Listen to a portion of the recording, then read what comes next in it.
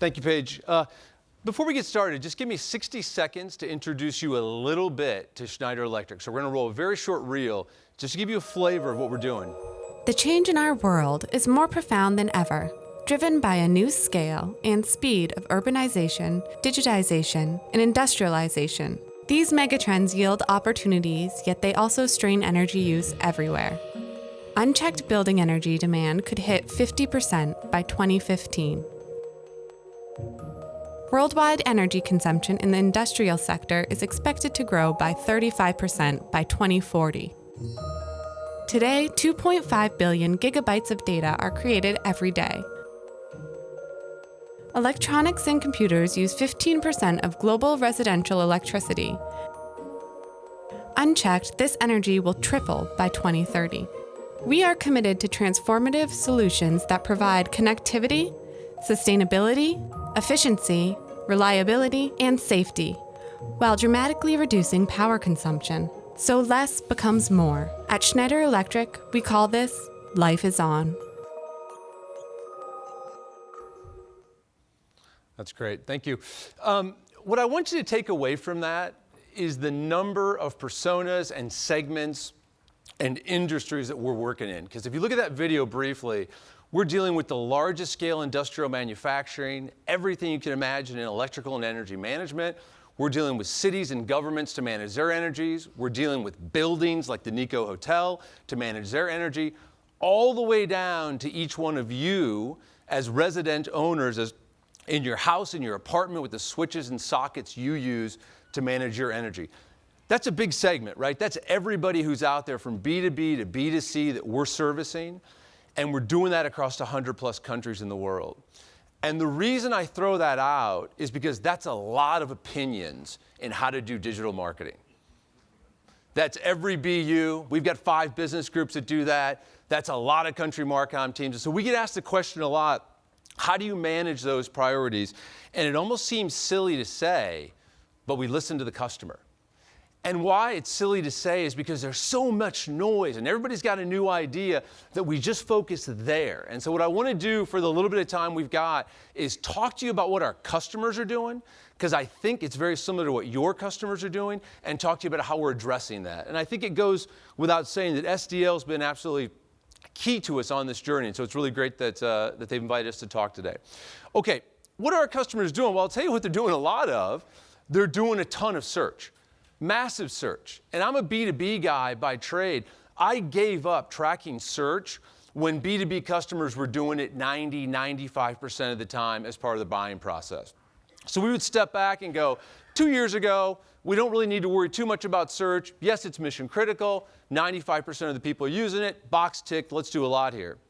Something's changed. Something's changed in a big way, even in the last 2 years, which is we see our customers doing more and more and more searching. So penetration's 95%, but now we see them searching 12 times when they're in that buying journey. They're self-educating, they're getting information on their own, they're searching 12 times when they're looking for things in our markets, for data centers, for energy management, healthcare solutions, critical power, sockets in the home, 12 times. It's a big deal, and search is now driving the majority of traffic to our website. And when people come to our website, the first thing they do is they search. So we spend a lot of time, resources, and energy, and we're shifting our mix to focus and win in this space. It's really, really critical. And it's not slowing down because our customers keep getting younger. So we talk a lot about the baby boomers in the U.S. retiring. We see that happening in droves. Our average customer now is under the age of 46. They've had technology for their entire lives, and they're spending it here. Search is just instantaneous, and it's accelerating. Okay, so we spend a lot of time with search because it's where our customers are focused. What else are their customers doing? Well, not surprising, especially from the presentation we saw from SDL, they're doing a lot in social. Okay, and the trend here, and I'll let you read some of those stats. We don't need to go through it. We know it's pervasive. There's a couple of messages from social that we're taking at Schneider and the way we're thinking about our digital strategy. First one is we want to tap into this stream. So we just saw some great insights, but what we want to tap into is the content stream. we struggle. If you think about enterprise, if you think about B2B, we struggle with refresh content. We struggle with up-to-date content. We struggle with regularly updating our content, new, fresh content. And here in parallel, we've got our own customers generating massive amounts of content in the social channels. So as our website evolves, we're putting social right in the heart of it, doing some very innovative things. We've got electricians now that are working on our wiki, updating their own wiki in real time with their own comments, with their own education. And they're doing that in a Schneider platform. So grabbing that social content, putting it right into our websites so that we lock into that stream.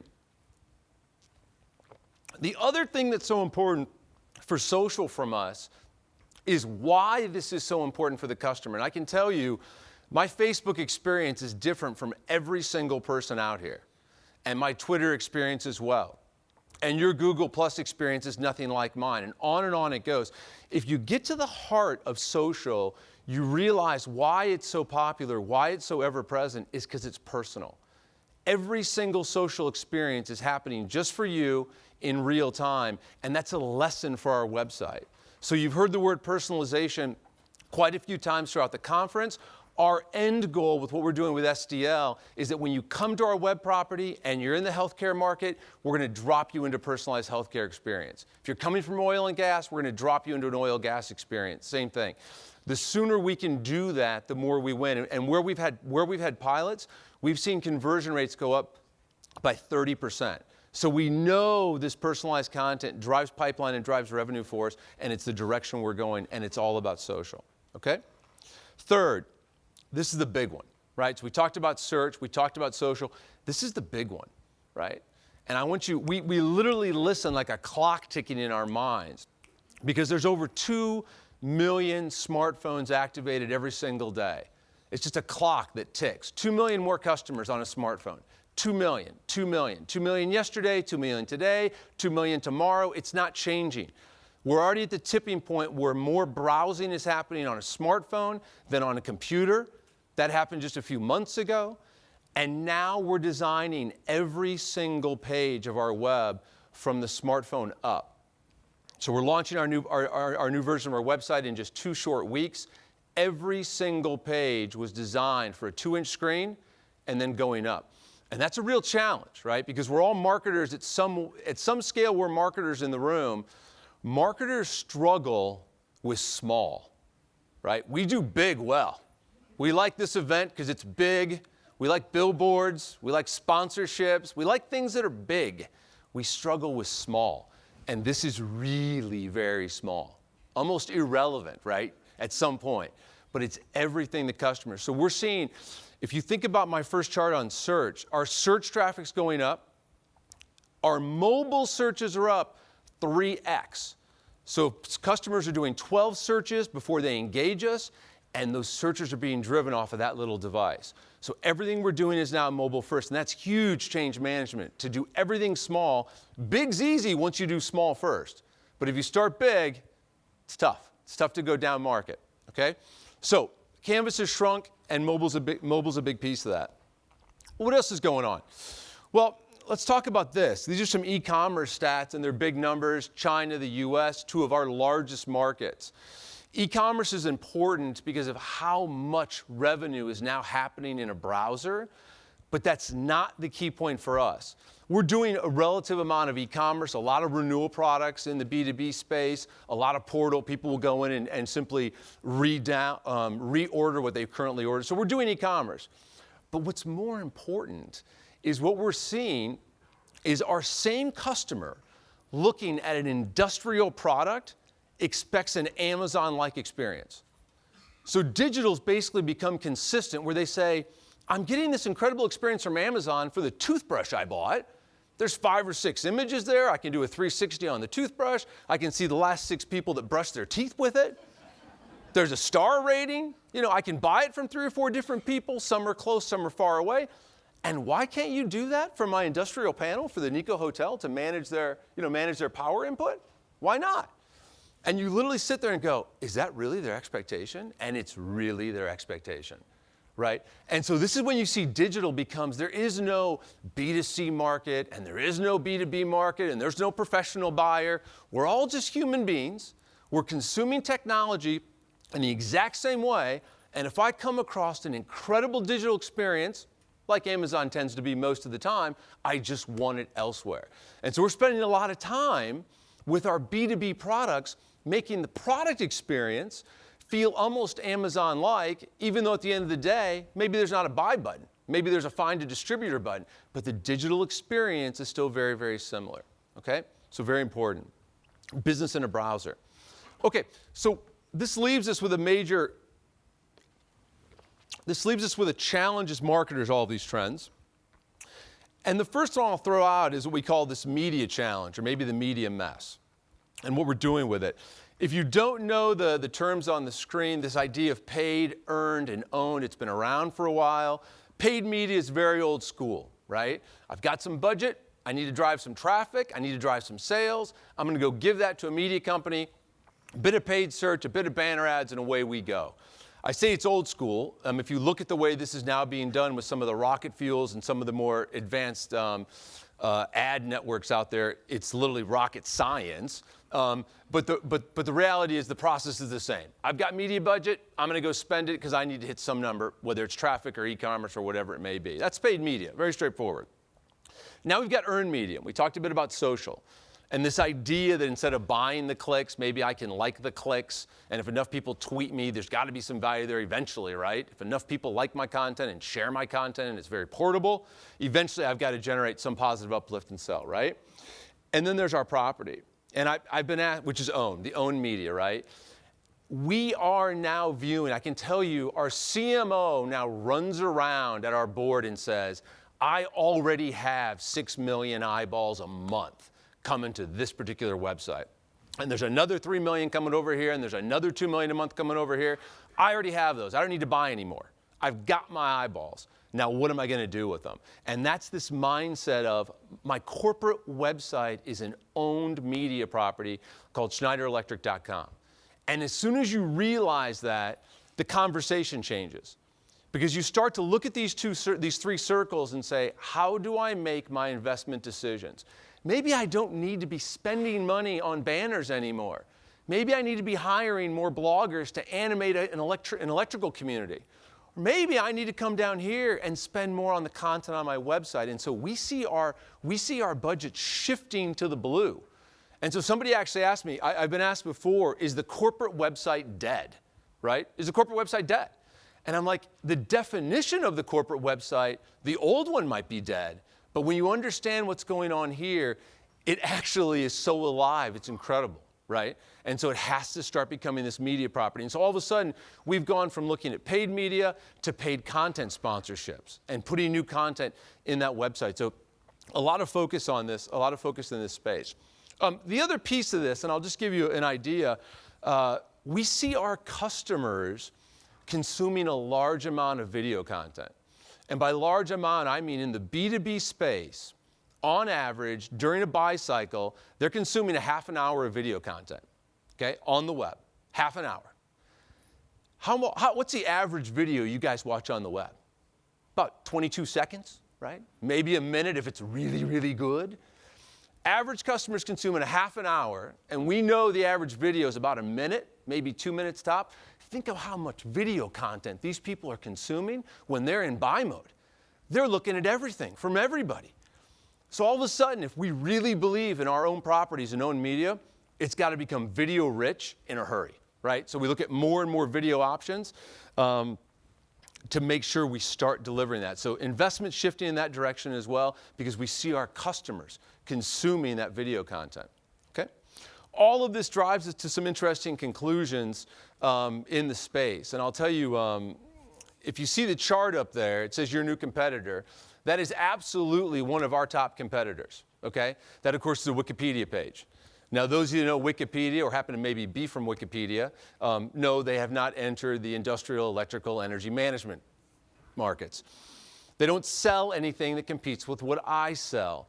But I can tell you something, if my customers are searching 12 times before they engage me, somewhere in that process, they're going here. And I can show you hundreds of searches for industrial energy management, panel configurations, breakers, push buttons. By the way, we're the world's leader in push buttons, push buttons, and there's a Wikipedia page for all that stuff. And they go here. So they're a competitor because they're competing with my customer's mindset and my customer's eyeballs. And then guess what? There's something scary on this page, scary to me. If you go down here, every page, of course, has got some of these associated vendors. Very helpful.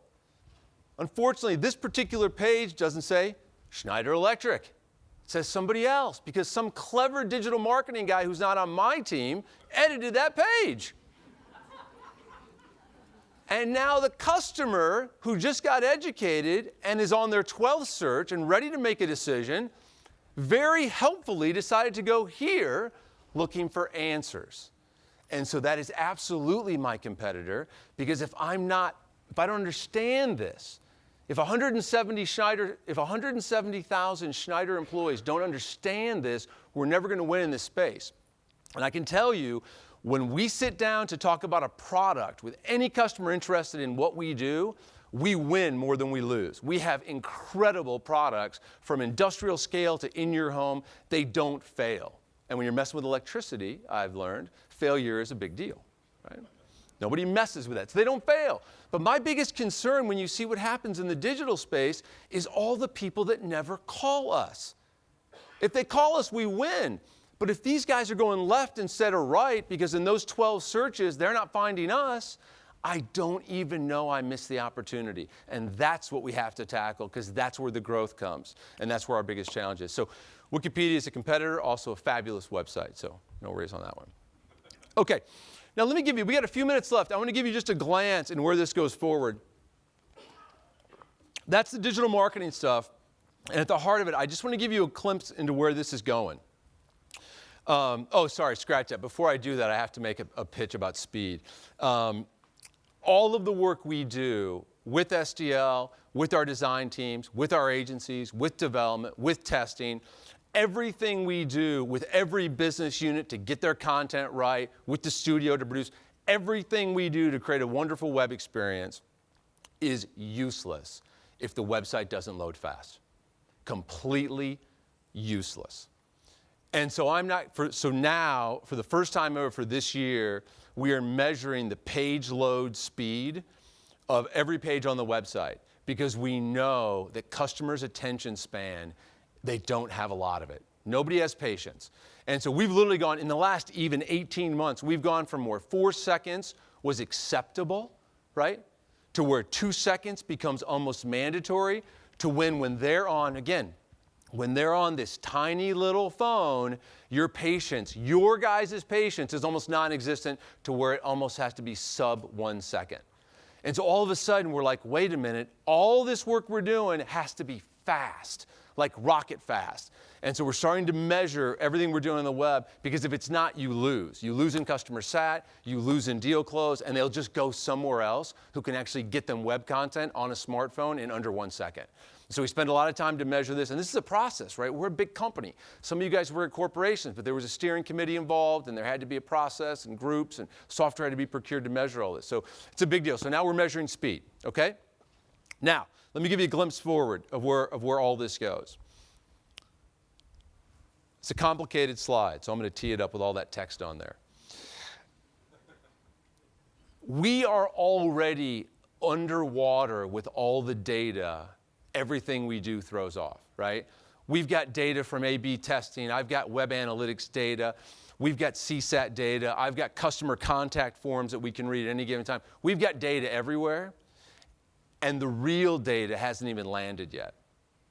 Every widget we produce, and that is one of the widgets that I hope thousands of you have in your home, or that all of you have thousands of in your home. Yeah, we'll go with that one. That's an example of it. It's a light switch, right? It's a light switch. Light switch are binary. They're irrelevant. We don't think about them. Somebody put it in a long time ago, and the only time we ever think about it is if they fail. Of course, if it's a Schneider product, they never fail, so you never even think about that. Click, click, click, click, click, done. All of a sudden, that light switch is throwing off a massive amount of data. And that light switch is the easiest thing we have. You imagine how much data a building like the Nico Hotel throws off when you think about the electrical panel configuration that manages this facility, right? We're literally drowning in data, but it is our single biggest opportunity. And of course, this is where Schneider Electric is deeply involved in the Internet of Things. But you just have to appreciate, as a digital guy, this means the web is just the very, very, very tip of the iceberg in that digital experience.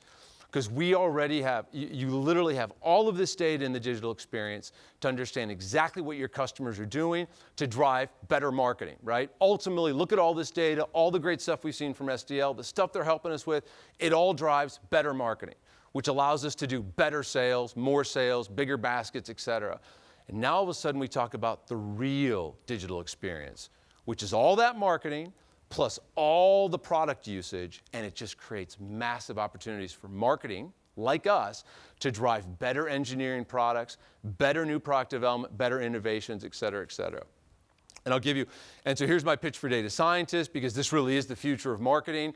We will be the ones that make sense of all this data. It starts small, it starts with what we're doing in the digital world, and then it creates all this opportunity. And I'll give you a story on my best example of that. And of course, this is where you think about Apple, and we just saw some great trending on the Apple. Think about Apple. Apple's magic is design simplicity. Somehow, they are the best company in the world that knows that I just need this. Whatever this is, right? In an app, in a phone, in a tablet, in a computer, in a watch, they know what I need, and everything else goes away. My dad can work his iPhone. He still can't work out his flip phone that he had for years, but somehow he can sort out his iPhone because it's intuitive, right? Nobody else is really good at that. And I can tell you, for a company that specializes in electrical engineering, we definitely prefer to be on this side of the equation. If there's a bell and a whistle, it's going in the product, right? Because we can. And I have a passion for French engineering. We're a French company. If you didn't know that, I have a passion for French engineers. I'm proud to drive a French motor vehicle. We have some great car companies. And one thing French cars are known for is bells and whistles. In fact, they're very known. They throw a lot into a pretty typical standard product, which is great, except now in this day and age, I can tell you right now, my car has 4 different OSs running at all times. Not one of them talks to each other. Not one of them knows how the other works. Each one's a different menu screen. And I imagine that at some point, if they literally could look that I turn off my radio all the time, regularly, because literally the buttons don't make any sense or any cares, the volume button is actually an on-off button, and the on-off button is actually a volume button. They don't realize that, but one's small and should be big, and one's big and should be small. And so what happens is I constantly am turning the radio on and off because it's not designed well.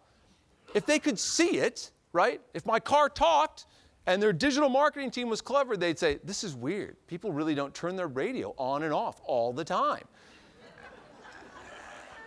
And they design a better product. Maybe they would just give me the product I need. And that's a glimpse into the future, because that's Internet of Things, and that's where we're spending a lot of time at, because we will ultimately be driving much more intuitively designed products just because we're able to make sense of all of that data that these products are talking about. Okay, glimpse of the future.